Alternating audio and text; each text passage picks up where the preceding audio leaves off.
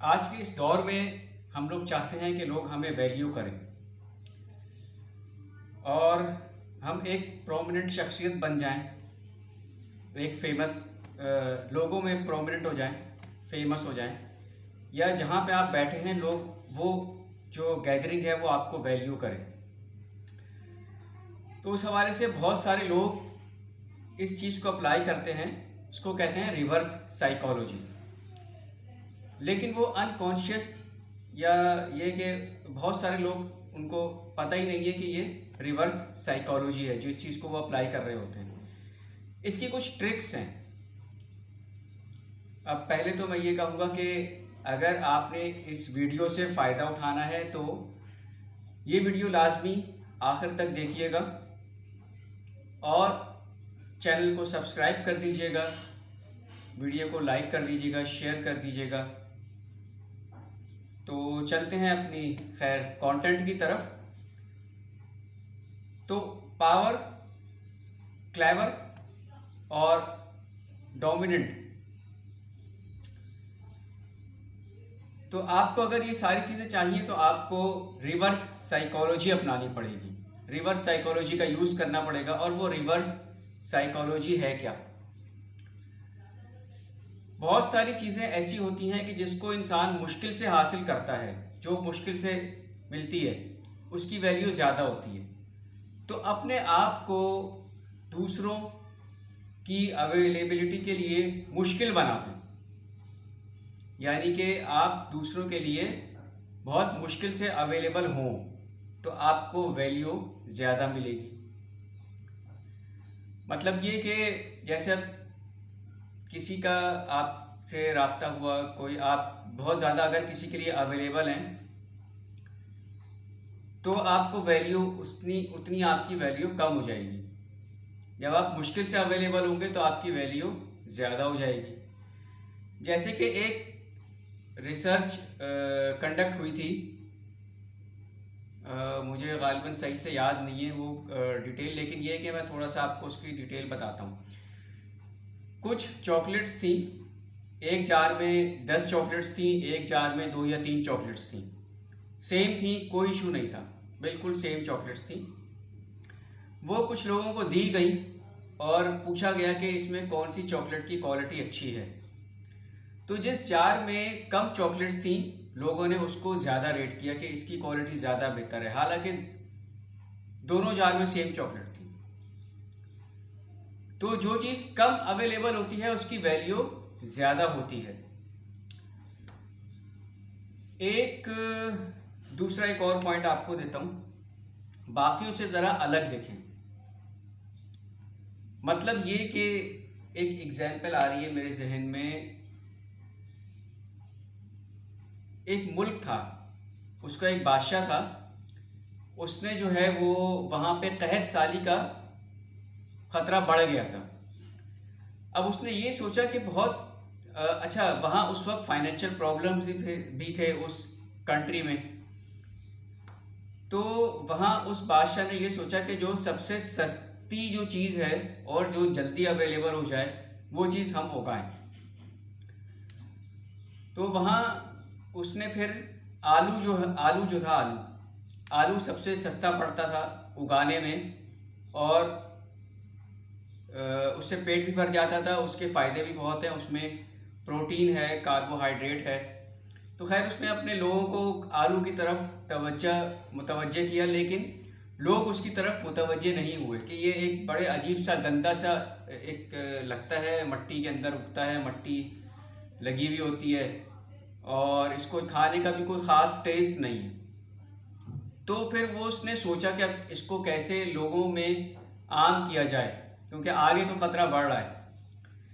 तो फिर उसने ये किया कि उसने कुछ खेतों में आलू उगाए और चारों तरफ जो है वो फौज लगा दी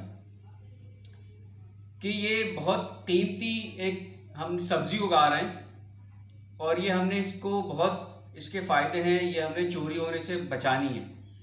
और फिर उसकी एक दो दफ़ा उसने अपने खेतों से वो चोरी भी करवा दी ताकि लोगों में ये खबर फैल जाए कि भाई वो जो बादशाह जो सब्ज़ी उगाई है बादशाह ने, वो चोरी हो गई और बहुत कीमती सब्ज़ी है। तो इस तरह उसकी वैल्यू बढ़ गई और लोगों ने आलू उगाना शुरू कर दिए, और इस तरह वहाँ पे कैद साली का जो खतरा था वो ख़त्म हो गया। अच्छा, एक तीसरा पॉइंट मैं आपको दूं कि लोगों को आप जब आप तोहफा देते हैं, लोगों को तोहफे देते हैं, और फिर हर किसी के माइंड में ये आता है कि हम इसका पे बैक करें, वापस करें इसको। लेकिन इसमें करना ये है कि आपने बहुत ज़्यादा उसको तोहफे, यानी कि जैसे आपने अपनी वैल्यू बढ़ानी है किसी के सामने, तो आपने उसको तोहफा देना है, गिफ्टिंग करनी है। लेकिन इस तरह नहीं करनी कि आपकी वैल्यू कम हो जाए। कभी कभी साल में 2 बार कर दें, तो इस तरह आपकी वैल्यू भी बनती है, और वो जब आपको पे बैक आता है तो वो उसका पे बैक जो है वो उससे थोड़ा सा ज़्यादा होता है। लेट सपोज कि आपने एक घड़ी तोहफे में दी है 2-4 हज़ार की, 5 हज़ार की, तो जब आप उसको पे बैक आपको वापस मिलेगा तो आपको तकरीबन 7-8 हज़ार का जो गिफ्ट है, जिसको आपने गिफ्ट दिया है, वो तकरीबन उससे ज़्यादा वैल्यू का आपको गिफ्ट देगा। तो इस तरह आपकी वैल्यू बढ़ गई। एक पॉइंट ये है कि मेरे जहन में एक और किस्सा आ रहा है। इमरान खान साहब एक जगह किसी मुल्क के दौरे पे गए थे। वहाँ वो चाय पी रहे थे या कॉफ़ी पी रहे थे, जो चाय या कॉफ़ी जो थी वो उनके हाथ से स्लिप हो गया था, कप या वैसे गिर गई थी, और मेरा ख्याल है शलवार और कमीज़ जो है वो थोड़ा सा ख़राब हो गया था। तो उनसे कहा गया कि इसको चेंज कर लें, आप कपड़े चेंज कर लें। तो उसने कहा नहीं, मैं ऐसे ही सही हूँ। तो वो चीज़ कितनी हाईलाइट हुई थी, मीडिया में भी हाईलाइट हुई थी और इंटरनेशनल मीडिया में भी हुई थी कि इमरान खान कितना सिंपल है। तो आपने करना यह है कि आपने परफेक्ट नहीं बनना, इम्परफेक्ट रहना। इम्परफेक्ट रहने का फ़ायदा यह है कि आप लोगों की नज़र में आपकी अट्रैक्शन बढ़ जाएगी। जैसे आप हैं आपने वैसे ही रहना है, रियल रहना है, फेक और परफेक्ट नहीं बनना। मतलब कुछ लोग परफेक्ट बनने के लिए फेक बन जाते हैं कि हम बिल्कुल परफेक्ट नज़र आए। तो इस तरह अगर आप रहेंगे तो उससे आपकी जो रियलिटी है और जो वैल्यू है वो वैसी नहीं रहेगी। जब आप इम्परफेक्ट रहेंगे तो आपकी वैल्यू और आपकी रियलिटी और आपकी सिंप्लिसिटी, उससे आपकी अट्रैक्शन बढ़ जाएगी। और पांचवी एक चीज़ ये है कि बहुत सारी चीज़ों में हम कंसिस्टेंट नहीं होते अपनी कमिटमेंट में। जैसे हमने किसी से अगर कोई कमिटमेंट कर ली तो उसमें हम कंसिस्टेंसी हमारी नहीं होती। तो कोशिश तो ये करें कि आप कंसिस्टेंट रहें। मतलब ये कि अगर आपने किसी से कमिटमेंट की है तो उस कमिटमेंट को पूरा करें, क्योंकि जब अगर हम कमिटमेंट को पूरा नहीं कर रहे होते तो हमारी वहाँ पे वैल्यू डाउन हो जाती है कि यार ये तो एक रिलायबल शख्स नहीं है, इससे तो कमिटमेंट ही पूरी नहीं करता।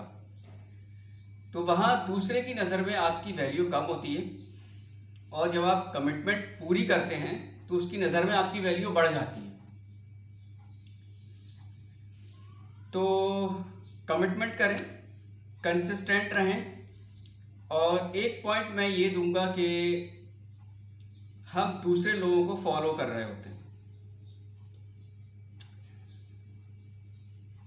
लेकिन हमने ऐसे लोगों को फॉलो नहीं करना कि जिनके अंदर नेगेटिव एनर्जी हो, नेगेटिविटी ज़्यादा हो, या जिनकी बातों से, जिनके एक्शन से नेगेटिविटी ज़्यादा नज़र आ रही है। उसको आपने बिल्कुल इग्नोर करना है। जिन लोगों में पॉजिटिविटी होती है, पॉजिटिव एनर्जी होती है, आपको बातों से अंदाज़ा हो जाता है उसकी, तो उन लोगों के साथ आपने उन लोगों को फॉलो करना है, उन लोगों के साथ वक्त गुजारना है, ताकि आपके अंदर नेगेटिविटी जो है वो रिड्यूस हो जाए और पॉजिटिविटी आपकी बढ़ जाए।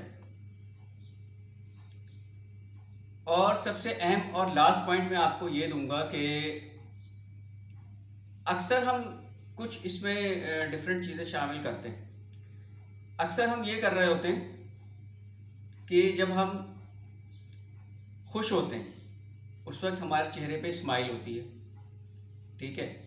जब हम गमज़दा होते हैं उस वक्त हमारा चेहरा एक परेशान कुन हालात हमारे चेहरे पे वाज़े होते हैं, जो लोगों को भी नज़र आता है कि यार ये परेशान है। लेकिन आपको उससे दो हर चीज़ से आपको रिजल्ट सेम मिलेगा। अगर आप अनकॉन्फिडेंट हैं तो आपके चेहरे से वाज़े शामिल हो रहा होता है कि आपके अंदर कॉन्फिडेंस कम हो चुका है, इस वक्त कॉन्फिडेंस लेवल आपका कम है। वहाँ पे आपने क्या करना है, जब आप डिप्रेस होते हैं तो आपके चेहरे से वाज़े होता है, स्ट्रेस होता है जो आपके चेहरे से वाज़े होता है। अब यहाँ पे आपने ये करना है, आपको हेल्थ बेनिफिट भी मिलेगा, मेंटल बेनिफिट भी मिलेगा। उसमें करना ये है कि जब आप डिप्रेस हैं वहाँ आपने अपने चेहरे को नॉर्मल रखना है और उस पर स्माइल लानी है। जब आप स्ट्रेस में हैं आपने स्माइल आपके चेहरे पे होनी चाहिए। तो इससे ऑटोमेटिकली आपका डिप्रेशन भी कम हो जाएगा, आपका स्ट्रेस भी कम हो जाएगा। और एक चीज़ और इसमें मैं ऐड करूं कि जब हम गमज़दा होते हैं और जब हम स्माइल हमारे चेहरे पे आती है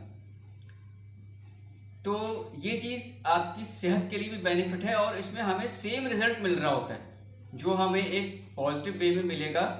तो आपने अपनी नेगेटिविटी को रिड्यूस करके आपने पॉजिटिविटी की तरफ आ गए, ये आपको सेम रिजल्ट देगा, ये बहुत अच्छा बल्कि बेहतर देगा। और जब आप कॉन्फिडेंस आपका लूज होता है, जब आप लो कॉन्फिडेंट होते हैं, तो उस वक्त अपने आप को हाई कॉन्फिडेंट शो करें कि आपके अंदर बहुत ज़्यादा कॉन्फिडेंस है। ये चीज़ आपका कॉन्फिडेंस जो आपका लो हुआ है उसी वक्त इंस्टेंटली बूस्ट कर देगी। जब आपका कॉन्फिडेंस लूज हुआ है, इंस्टेंटली आपका कॉन्फिडेंस कैसे बूस्ट होगा, आपने हाई कॉन्फिडेंट अपने आप को शो करना होगा।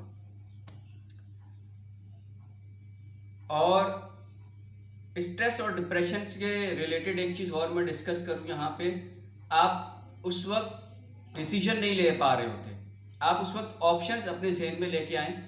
जब आप स्ट्रेस में होते हैं, डिप्रेशन होता है, जब यानी कि किसी चीज़ की वजह से होता है वो, यानी कि आपके साथ कोई ऐसा वाक़या है कि ऐसी कोई चीज़ चल रही होती है उस वक्त कि आप उस वक्त डिप्रेस हो जाते हैं, उसके ऑप्शंस निकालें 1 2 3, 1 2 3। जब आप ये 3 ऑप्शंस निकालेंगे कि इसके क्या क्या ऑप्शंस हो सकते हैं, तो उसके बाद आपने ये करना है कि अब आपने डिसीजन लेना है।